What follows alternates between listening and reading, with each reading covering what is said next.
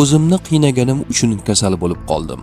Raqqosa Parizoda mukofot kutib hafsalasi pir bo'lgani hamda qizlariga otiladigan toshlar haqida.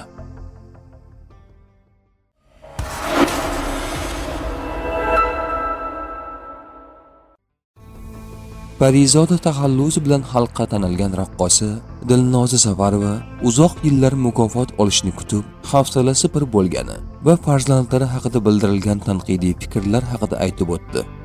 Uzoq yillar mukofotlanishimni kutib, hafsalam pir bo'ldi. Haqiqiy san'atni sevadigan inson unga pul, mansab uchun kirmas ekan. Kishi tanlagan sohasida yillab tinmasdan mehnat qilib, kezi kelsa, oiladan ham ishini ustun qo'yadi. Bularning evaziga inson rag'batlanishni orzu qilar ekan. Uni ololmagandan so'ng esa xalqning e'tirofi unga tasalli beradi. Men yurtdoshlarimiz orasida to'ylarda yurib mana shunaqa olqish olaman deb o'ylamagan ekanman. Bularning o'rniga o'zimning konsertlarim bo'ladi. Davlat mukofotlarining egasi bo'laman. O'zbekistonda xizmat ko'rsatgan xalq artisti bo'laman deb o'ylagandim. Mayli, hali hammasi oldinda. Raqqosa sifatida mana shunday yutuqlarga erishishni xohlardim.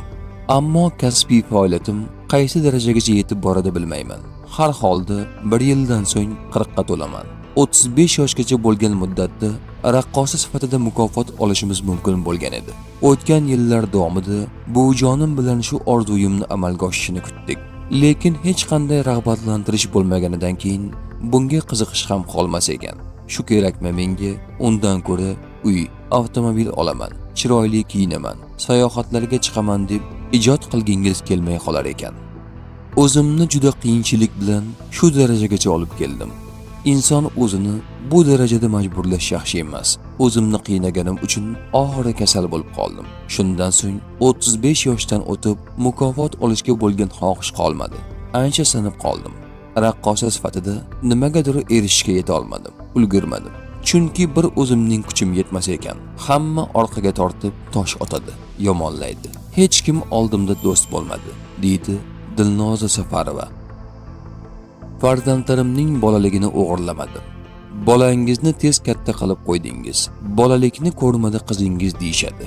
Yuqoridagi kabi aytilgan gaplarga shunday javob beraman. Ular ko'rish kerak bo'lgan joylar bormi? Eng chiroyli qo'g'irchoqlar bormi?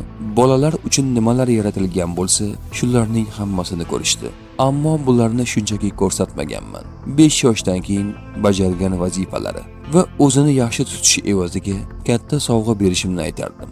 Hayotda ham o'z ustida ishlab, o'qib o'rganishsa, hayot ham katta imkoniyat va mukofotlar berishni aytganman.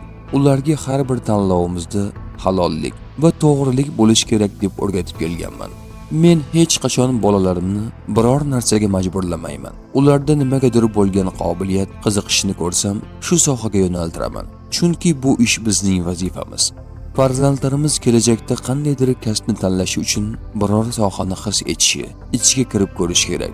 Misol uchun qizimga liboslar bo'yicha dizayner bo'lasanmi degan savolimning o'zi yetmaydi.